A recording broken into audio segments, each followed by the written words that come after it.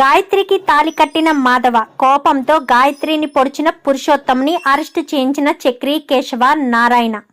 అసలు ఇదంతా ఎలా జరిగిందనేది వీడియోని స్కిప్ చేయకుండా చివరి వరకు చూడండి. పొదరిల్లు రేపటి ఎపిసోడ్స్ లో ఏం జరగబోతుందో ముందుగా తెలుసుకోవాలి అనుకుంటే వీడియోని లైక్ చేసి ఛానల్ ని సబ్స్క్రైబ్ చేసుకుని పక్కనే ఉన్న బెల్ సింబల్లో ఆల్ పై క్లిక్ చేయండి.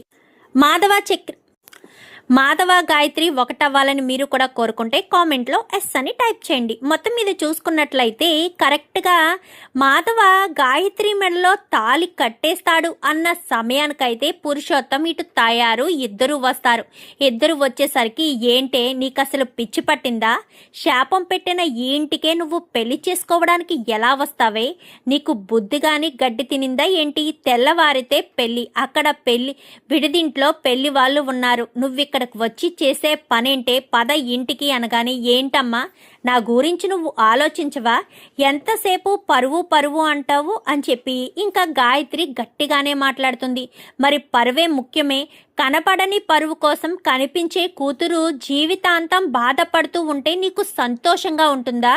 బావతో నేను చచ్చేదాకా ఉన్నా సంతోషంగా ఉంటాను, కానీ నేను వాణ్ణి పెళ్లి చేసుకుని సంతోషంగా ఉండలేనమ్మా. నా వల్ల కాదు. అసలు వాడంటేనే నాకు ఇష్టం లేదు. నా లైఫ్లో భావం మాత్రమే ఉండాలి అనుకుంటాను, భావం మాత్రమే నాకు కావాలి. అలాంటి తప్పుడు భావని తప్ప నేను మరెవ్వరిని పెళ్లి చేసుకోలేను. ఇన్ని రోజులు మీరు నన్ను బెదిరించి భయపెట్టి నన్ను అక్కడి నుంచి కదలనివ్వకుండా చేశారు. ఇంకా నేను ధైర్యం చేసి భావనే పెళ్లి చేసుకోవడానికి సిద్ధపడ్డాను. దయచేసి నన్ను ఇబ్బంది పెట్టొద్దమ్మా, నన్ను వదిలేయండమ్మా. కావాలంటే పెళ్లి వాళ్ళ కాళ్ళు పట్టుకునైనా సరే క్షమాపణ చెప్తాను. నాకు మా బావ అంటేనే ఇష్టం, మా బావనే నేను పెళ్లి చేసుకున్నాను అని వాళ్ళకి నేను క్షమాపణ చెప్తాను. దయచేసి వదిలేసి వెళ్ళిపోండమ్మా, నేను బావని పెళ్లి చేసుకుని సంతోషంగా ఉంటాను అని చెప్పి ఇంకా గాయత్రి బ్రతిమాలేసరికి ఏంటే ఇంకా నేను చెప్తుంటే అర్థం కావట్లేదా? రావే అంటూ తాయారు చేయి పట్టుకుని లాగబోతూ ఉంటుంది. ఇక వీళ్ళేమో వీడిని పట్టుకుని వీడిని కొట్టడానికి సిద్ధపడతారు. స్టాప్ ఇట్ అంటూ గట్టిగా అరుస్తుంది ఇంకా మహాలక్ష్మి. అయితే మీకు అసలు బుద్ధి జ్ఞానం అని ఉందా? మీరు అసలు కన్న తల్లినా? కూతురు తెగించి ఒకడిని ప్రేమించి పెళ్లి చేసుకోవడానికి వస్తే తనని దూరం చేయాలనుకుంటున్నారా? మర్యాదగా ఇక్కడి నుంచి మీరు వెళ్ళండి. గాయత్రిని ఏమీ మేము బలవంతంగా ఎత్తుకుని రాలేదు, మేము బలవంతంగా పెళ్లి చేయడానికి. తనంతట తానే వాళ్ళ బావను పెళ్లి చేసుకోవడానికి ధైర్యం చేసి వచ్చింది. ఇప్పుడు మీరు కాదు కూడదు అని గాయత్రిని బలవంతంగా తీసుకువెళ్ళాలని ప్రయత్నిస్తే పోలీసులకి ఫోన్ చేసి రమ్మని చెప్తాను. వాళ్ళే వీళ్ళ పెళ్లి దగ్గరుండి జరిపిస్తారు. ఎందుకంటే తను మేజరే కదా, మేజర్ కాబట్టి తనకు ఖచ్చితంగా పెళ్లి జరుగుతుంది తన ఇష్టపూర్వకంగానే. మీరేమైనా గొడవ చేస్తే మిమ్మల్ని కూడా అరెస్ట్ చేయడానికి వెనకాడరు అని చెప్పనేసరికి ఏం మాట్లాడుతున్నావు అంటే నా కూతురి పెళ్లి మా ఇష్టపూర్వకంగా జరిగే పని లేదా? మీకు ఇష్టం వచ్చినట్టు చేస్తారా అని చెప్పి ఇంకా ఇక్కడ పురుషోత్తం తయారనేసరికి మీ ఇష్టపూర్వకంగా పెళ్లి చేస్తే మీ అమ్మాయి బ్రతకదు. ఇష్టమైన వాడితో పెళ్లి చేస్తేనే కదా తను సంతోషంగా ఉంటుంది. కూతురు కోసం అక్కడికి వెళ్ళి సంపాదించాను, ఇక్కడికి వెళ్ళి సంపాదించాను అంటూ మీ ఆయన చెప్పుకొస్తున్నాడు కదా. మరి అలా సంపాదించినప్పుడు కూతురు సంతోషం కూడా ముఖ్యమే కదా. కూతురు జీవితం గురించి ఆలోచించరా అని చెప్పి ఇంక అడిగేసరికి చూడమ్మా, నువ్వు మహాలక్ష్మితో గొడవ పడినా ఏం చేసినా, నువ్విక్కడ ప్రాణాలు తీసుకున్నా కానీ నేను భావన తప్ప ఇంకెవరిని పెళ్లి చేసుకోను. ఇంకా మీరిక్కడి నుంచి వెళ్తే బాగుంటుంది. నేను నిర్ణయం తీసుకునే అక్కడి నుంచి ఇక్కడికి వచ్చాను.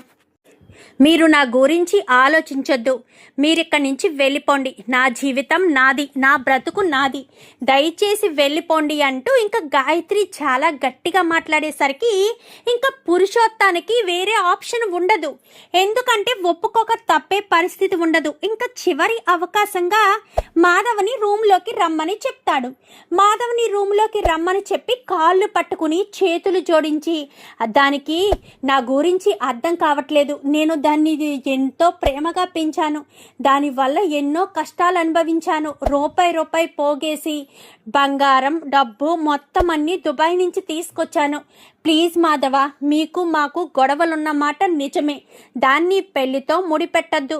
నా కూతురు భవిష్యత్తుని నాకు నచ్చినట్టుగా తీర్చిదిద్దనివ్వు. దానికి నువ్వు చెప్తేనే వింటుంది, మేము చెప్పినా విని పరిస్థితిలో అది లేదు. ప్లీజ్ మాధవ, దయచేసి అర్థం చేసుకో అని ఇంకా కాళ్ళు పట్టుకుని చేతులు జోడించి మరీ అడుగుతాడు. అడిగేసరికి ఏం మాట్లాడుతున్నారు వీళ్ళు ఇంతసేపు, అన్నయ్యని ఏమైనా కొడుతున్నారా అనగాని, అన్నయ్య గొడవ పడే మనస్తత్వం కాదు కదరా, అన్నయ్య గొడవ పడడు. వాళ్ళు కొట్టినా అన్నయ్య ఏదో ఒకటి అంటాడు కదా, ఏ కేకలు వినబడట్లేదు అని చెప్పి అనుకుంటూ ఉండగానే తాయారు కూడా లోపలికి వెళ్ళి తాయారు కూడా నమస్కారం చేసి అడుగుతుంది. అడగడంతో ఎంతసేపు లోపల మాటలు అని మహాలక్ష్మి వెళ్ళి అడిగేసరికి ఈలోపు ముగ్గురు కూడా బయటికి వచ్చేసరికి ఏంటన్నయ్య ఆలోచిస్తున్నావేంటి, వెళ్ళు గాయత్రి మెడలో తాళి కట్టు. వీళ్ళు అన్నీ ఇలాగే మాట్లాడతారు. అందితే జుట్టు, అందకపోతే కాళ్ళు. నిన్ను కాళ్ళు పట్టుకుని బ్రతిమాలాడారా, వాళ్ళ మాటలు నమ్మొద్దురా పెద్దోడా. నీ భవిష్యత్తు గురించి నువ్వు ఆలోచించు. నువ్వు ఒక్కటి మాత్రమే గుర్తుపెట్టుకోరా, తల్లిదండ్రులను కాదని నీ కోసం వాళ్ళని ఎదిరించి మరి ఒక ఆడపిల్ల నువ్వు పెళ్లి చేసుకుంటే సంతోషంగా ఉంటాను అని చెప్పాక కూడా నువ్వు వాళ్ళ గురించి ఆలోచిస్తావేంటి? నిన్ను నమ్ముకు వచ్చిన ఆడపిల్ల గురించి ఆలోచించవా? నిన్ను నమ్ముకు వచ్చిన ఆడపిల్ల భవిష్యత్తు నీ చేతుల్లో ఉందిరా. నువ్వు వాళ్ళ గురించి ఆలోచిస్తే జీవితాంతం నిన్ను నువ్వు క్షమించుకోలేవు, అర్థం చేసుకోరా పెద్దోడా అంటూ ఇంకా నారాయణది మాట్లాడతారు. అవును పెద్ది, గాయత్రి నిన్నే పెళ్లి చేసుకోవాలి ధైర్యం చేసి వచ్చింది. ఇన్ని రోజులు గాయత్రి ధైర్యంగా రాలేదు అనుకున్నాము. ఇప్పుడు గాయత్రి వచ్చింది కదా, ముందు గాయత్రిని పెళ్లి చేసుకో పెద్ది, తర్వాత విషయాలు తర్వాత ఆలోచిద్దాం పెద్ది. వాళ్ళు నీతో లోపల ఏం మాట్లాడారో మాకు తెలియదు, కానీ నీ మనసు మాత్రం మార్చుకోవద్దు పెద్ది. నువ్వు అంటే గాయత్రికి ప్రాణం. గాయత్రి నువ్వు లేకపోతే ప్రాణాలు తీసుకోవడానికి కూడా వెనకాడదు. అర్థం చేసుకో పెద్ది. ఇదే పెళ్లి మండపం అనుకుని గాయత్రి మెడలో తాళి కట్టు పెద్ది. ఎవ్వరి గురించి ఆలోచించొద్దు. నిన్ను నమ్ముకున్న ఆడపిల్ల భవిష్యత్తు బాగుండాలి. తల్లిదండ్రులు పిల్లల మీద ఎన్నో ఆశలు పెంచుకుంటారు, కానీ ఇష్టం లేని పెళ్లి చేసుకుని గాయత్రి జీవితాంతం బాధపడుతూ ఉంటే నువ్వు సంతోషంగా ఉంటావా? ఉండలేవు కదా. ఒక ఆడది నిన్ను నమ్ముకుని వచ్చి దాన్ని నమ్మకాన్ని మోసం చేసావనే గిల్టీనెస్ నీకు జీవితాంతం వెంటాడుతూనే ఉంటుంది. అది గుర్తుపెట్టుకో పెద్ది. ఇంకేమీ ఆలోచించకుండా ముందు తన మెడలో తాళి కట్టు పెద్ది అని చెప్పి ఇంకా తను చెప్పడంతో గాయత్రి మెడలో తాళి కట్టడానికి సిద్ధపడిపోతాడు. ఏంటి మాధవ, నీ కాళ్ళు పట్టుకుని మరీ బ్రతిమాలేం కదా మాధవ, నీకు కొంచెం కూడా కనికరం అనిపించలేదా? నా పరువు పోతుంది అని నీ కాళ్ళు పట్టుకోవడానికి కూడా వెనకాడలేదు కదరా. నీకు ఈ మేనత్త మీద కొంచెం కూడా ప్రేమ లేదా?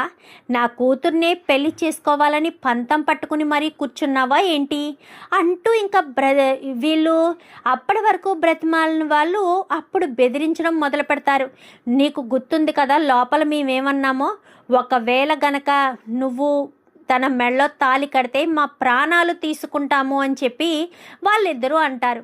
సరే బావా, వాళ్ళ ప్రాణాల గురించి ఆలోచిస్తే నేను నీ కళ్ళ ముందే ప్రాణాలు వదిలేస్తాను, లేదంటే మాత్రం నువ్వు నా మెడలో తాళి కట్టాల్సిందే. నీ ఇష్టం. నువ్వు నన్ను కాపాడుకుంటావో లేక మీ మేనత్త మీ మేనమామను కాపాడుకుంటావో నీ ఇష్టం బావా. నేనైతే బ్రతికే అవకాశమే లేదు, బ్రతకను కూడా. నువ్వే ప్రాణంగా బ్రతుకుదామని అనుకుంటున్నాను.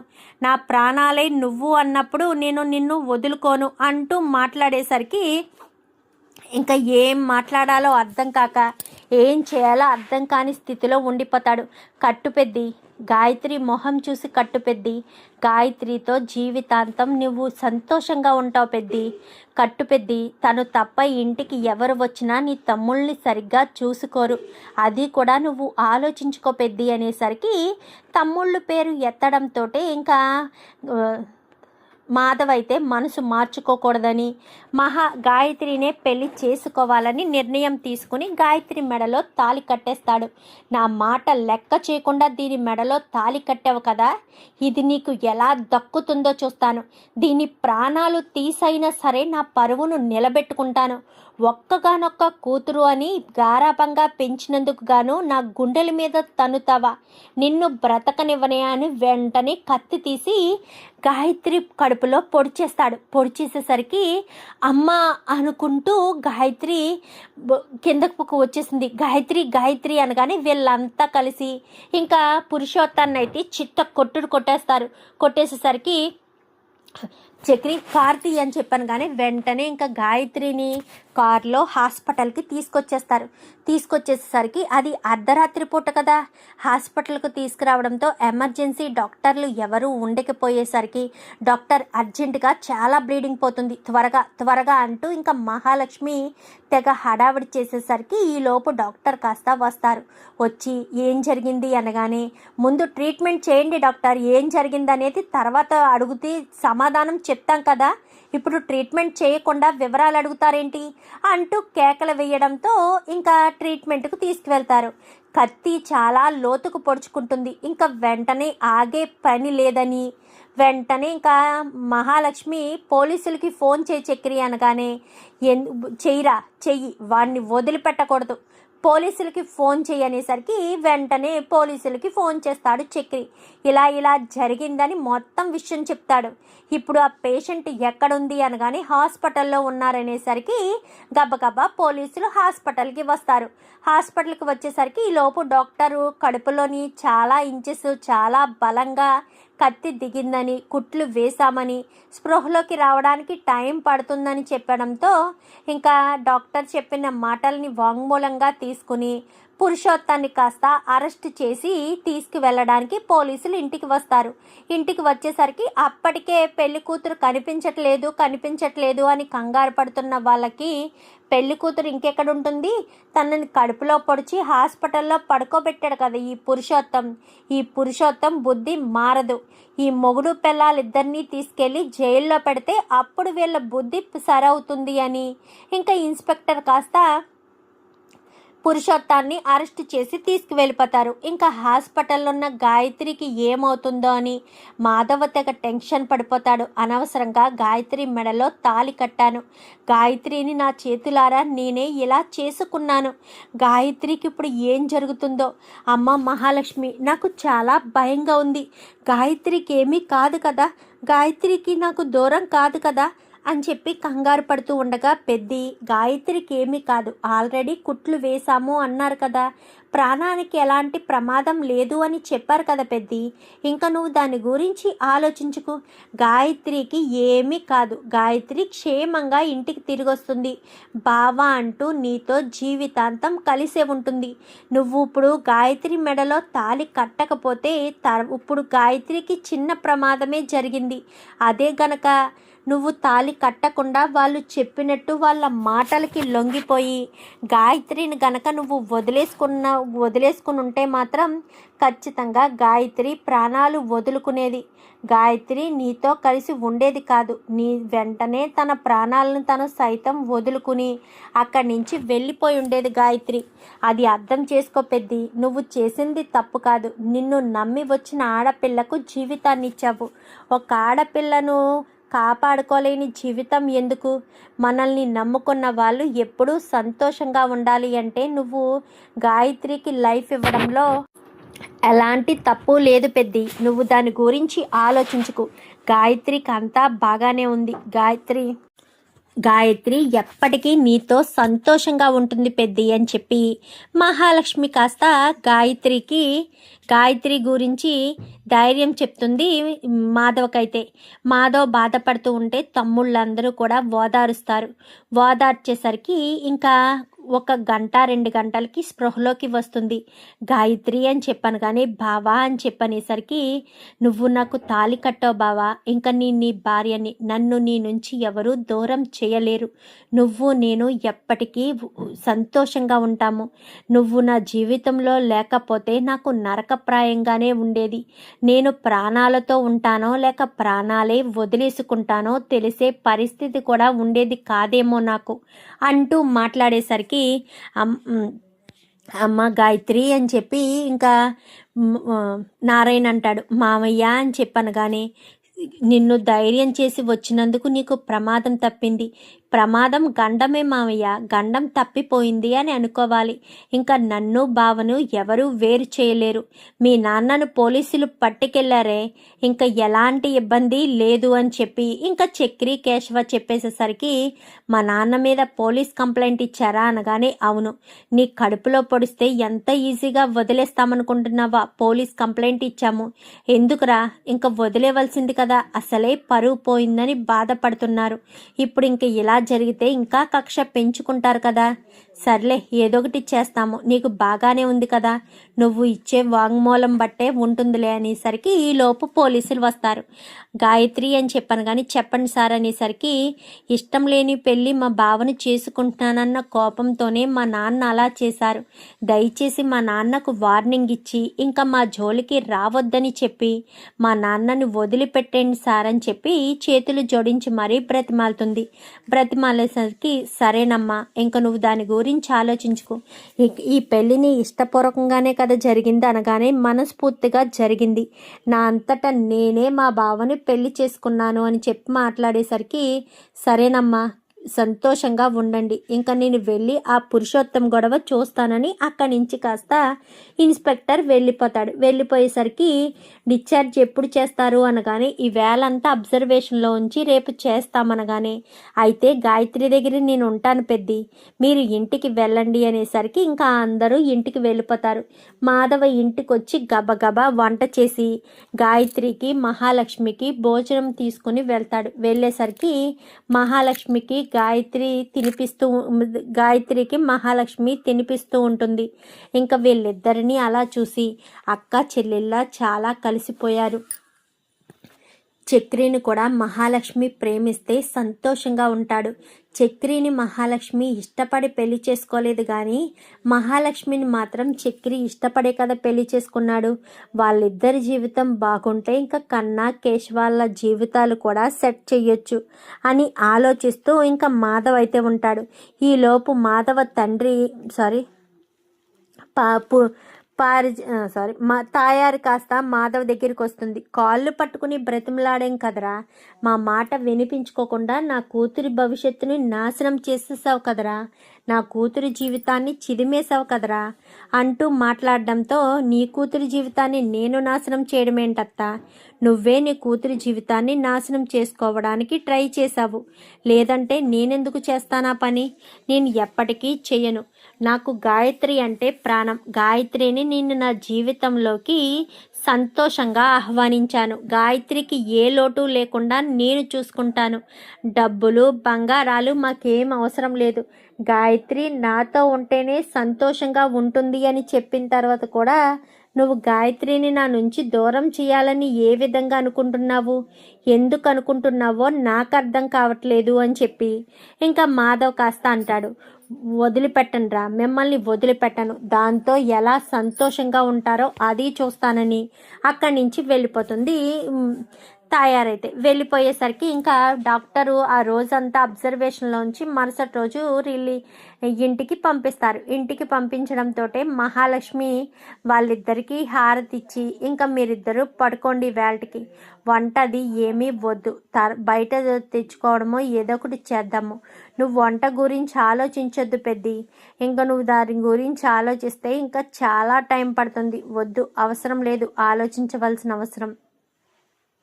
ఆ మరుసటి రోజు గాయత్రిని డిశ్చార్జ్ చేసి ఇంటికి పంపిస్తారు. ఇంటికి పంపించేసరికి మహాలక్ష్మి వాళ్ళిద్దరికీ హారతిచ్చి లోపలికి ఆహ్వానిస్తుంది. ఆహ్వానించడంతో ఇద్దరు కూడా చాలా సంతోషంగా ఉంటారు. గాయత్రికి మాత్రం కడుపులో కత్తిపోటు దిగింది కదా, సో కొన్ని రోజులు చాలా జాగ్రత్తగా ఉండాలి అనగానే తనకు కావాల్సినవన్నీ కూడా మహాలక్ష్మి దగ్గరుండి చూసుకుని డ్రెస్సింగ్ మొత్తం అన్నీ కూడా మహాలక్ష్మియే చాలా జాగ్రత్తగా చూసుకుంటుంది. గాయత్రికి పరిస్థితికి రావడానికి కారణం నేనే కదరా అని చెప్పాను కానీ ఈ గాయం ఎన్ని రోజులు ఉంటుందన్నయ్య, గట్టిగా ఉంటే 10 రోజులు 15 రోజులు లేదా 1 నెల రోజులు, ఆ తర్వాత గాయత్రి మనతో సంతోషంగా తిరుగుతుంది. కానీ గాయత్రికి జరిగే పెళ్లి మాత్రం జీవితాంతం తనని క్షోభ పెడుతూనే ఉంటుంది. జీవితంలో గాయత్రి కోలుకునే సిచ్యువేషన్ కూడా ఉండదు. మరి అలాంటి తప్పుడు గాయత్రిని మనం ఎందుకు బాధ పెట్టాలి? తనని బాధ పెట్టడం వల్ల మనకు కలిసి వచ్చేది ఏముంది? ఏమీ కలిసి రాదు కదా. అందుకే గాయత్రి గురించి ఆలోచించొద్దన్నయ్య. గాయత్రి గురించి ఆలోచించి నువ్వు బాధపడుతూ ఉంటే తను చాలా బాధపడుతుంది. అందుకోసమనే చెప్తున్నాను, నువ్వు ఇవేమీ ఆలోచించకుండా గాయత్రిని మాత్రం బాగా చూసుకుంటే సరిపోతుంది అని చెప్పి ఇంకా వీళ్ళు కాస్త అనుకుంటారు. ఇంకా అలా అనుకున్న తర్వాత ప్రతి క్షణం మాధవ గాయత్రిని చూసుకుంటూ, ఇటు మహాలక్ష్మి కూడా గాయత్రిని చూసుకుంటూ ఉంటారు. జైలు నుంచి కాస్త విడుదలవుతాడు పురుషోత్తం. ఎందుకంటే వార్నింగ్ ఇచ్చి వదిలేమని చెప్పారు కదా. ఒక వారం రోజులు రిమైండింగ్లో పెట్టి వారం రోజుల తర్వాత అయితే వదిలిపెట్టేస్తారు. వదిలిపెట్టేసేసరికి ఇంకా వారం రోజుల తర్వాత నుంచి వీళ్ళింటికి వచ్చి, ఇప్పుడు నీకు సంతోషంగా ఉందా? నా భర్తను జైల్లో పెట్టించావనగానే ఇప్పుడు నీకు సంతోషంగా ఉందా? అదే భర్త నీ కూతుర్ని కడుపులో పొడిచాడు, అది గుర్తుందా? అంటే నేను ప్రాణాలు పోయినా పర్వాలేదు, నా ప్రాణాలు తీసినా పర్వాలేదు, నేను ప్రేమించిన వాడితో మాత్రం సంతోషంగా ఉండకూడదు. ఇంకెందుకు నాన్న, మీ కూతురు ప్రాణాలు మీరే తీసేసే ఉద్దేశం ఉన్నప్పుడు కనడం ఎందుకు? మీ పరువు కోసం మీరు ఎంతకైనా దిగజారిపోతారా? ఏం చేయడానికైనా వెనకాడకుండా ఉంటారా? మీ పరువు గురించి, మీ ప్రతిష్ట గురించి ఆలోచిస్తారు తప్ప మీ కూతురు భవిష్యత్ ఏంటి, మీ కూతురికి ఇష్టమా కాదా, తను ఎంత సంతోషంగా ఉంటుంది ఏంటి, అవేమీ ఆలోచించుకోకుండా మీరు అలా ఎలా చేస్తారు?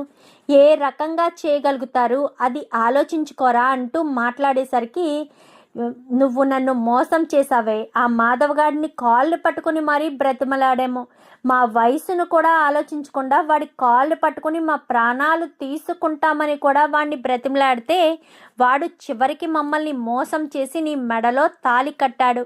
చిచ్చి, ఇలాంటి వాడిని ఇంకా ఎప్పటికీ మేము నీ కళ్ళ ముందు కనిపించము. పద తయారు, ఈ రోజుతో ఆ రోజుతోనే మన కూతురు చచ్చిపోయింది అనుకుందామని ఇద్దరు కూడా వెళ్ళిపోతారు. ఇంకా గాయత్రి బాధపడుతూ లోపలికి వచ్చేసేసరికి మహాలక్ష్మి అయితే గాయత్రిని ఓదార్చి ఇద్దరు కూడా మాట్లాడుకుంటూ ఉంటారు. ఇంకా పురుషోత్తం వాళ్ళైతే ఆ మాధవ్ గారిని వదిలిపెట్టకూడదు అనగానే, ఏం చేస్తావా మాధవ్ని? వాళ్ళని సంతోషంగా ఉండనివ్వవా? వాళ్ళని ఎప్పటికీ బాధ పెడుతూనే ఉంటావా అంటూ ఇంకా పురుషోత్తం వాళ్ళ అమ్మ మాట్లాడేసరికి, ఏంటమ్మా నువ్వు కూడా అలా మాట్లాడతావేంటి? మరి ఎలా మాట్లాడమంటావు? ఏ రకంగా మాట్లాడమంటావు? నీ కూతురేమో వాడిని ఇష్టపడి వాడి కోసం మిమ్మల్ని వదిలి వెళ్ళిపోయి పెళ్లి చేసుకుంది. వాళ్ళ మీద కక్ష సాధిస్తావా? నువ్వు కన్న తండ్రివే కదా. మరి కన్న తండ్రివైనప్పుడు వాళ్ళ మీద కక్ష సాధించి ఏం చేద్దామనుకుంటున్నావు? ఏం చెందుదామనుకుంటున్నావు? నీకు ఇంకా అలాంటివేమీ ఉండవు. దయచేసి నువ్వు సైలెంట్గా ఉంటే బాగుంటుంది. వాళ్ళ జీవితం ఏదో వాళ్ళు చూసుకుంటున్నారు, అందుకని ఇంక వాళ్ళ గురించి ఆలోచించొద్దు. వాళ్ళ లైఫ్ వాళ్ళు చూసుకుంటారు. వాళ్ళు ఇంకా ఆలోచించి నీ కూతురి జీవితాన్ని నాశనం చెయ్యొద్దురా పురుషోత్తం. పెళ్లి చేసుకుంది కదా, ఇంకా గాయత్రిని వదిలేసే. దాని బ్రతికేదో అది బ్రతుకుతుంది. దాని గురించి ఆలోచించి దాన్ని బాధ పెట్టడం, దాన్ని ఇంకా ఏడిపించడం అనవసరం. ఎందుకు వదిలేసే తయారు? తను నువ్వు ఎంత చెప్పినా వినిపించుకోకుండా ఆ మాధవనే పెళ్లి చేసుకుంది కదా. పెళ్లి చేసుకున్నందుకు దాన్ని వదిలేస్తే ఇంకా దాని జోలు మనకు అవసరం లేదు. జరిగిందేదో జరిగిపోయింది. నువ్వు వెళ్తే దుబాయ్ వెళ్ళిరా, లేదంటే ఇక్కడే ఏదో ఒక పని చూసుకో. గాయత్రి విషయంలో మాత్రం ఆలోచించుకో. మీకేమన్నా తల్లిదండ్రులుగా దాని మీద ప్రేమ కలిగి అది చేసిన తప్పుని క్షమించాలి అన్న ఆలోచన ఉంటే కూతురికి సారీ అది తీసుకువెళ్ళి ఇస్తే మాత్రం బాగుంటుంది. లేదంటే నీ ఇష్టం, అది నువ్వు ఆలోచించుకోవాలి అని అక్కడి నుంచి కాస్త తన తల్లి వెళ్ళిపోతుంది. ఇంకా పురుషోత్తం ఇటు తయారు ఒకరి ముఖ వంక ఒకరు చూసుకుని ఏం చేద్దామన్నట్టు ఇద్దరు కూడా మొహమొహాలు చూసుకుంటారు. మరి ఇప్పుడు వాళ్ళు ఎలాంటి నిర్ణయం తీసుకుంటారు? పెళ్ళి చేసుకున్నారు కదా అని క్షమాపణ చెప్పి ఇంకా వాళ్ళు ఒప్పుకుంటారా? లేదంటే మాత్రం ఇంకా వాళ్ళు అలాగే ఉండిపోతారా? చూద్దాం మరి రాబోయే ఎపిసోడ్స్లో ఏం జరుగుతుందో. వీడియో నచ్చితే లైక్ చేసి ఛానల్ని సబ్స్క్రైబ్ చేసుకోండి. Thank you for watching.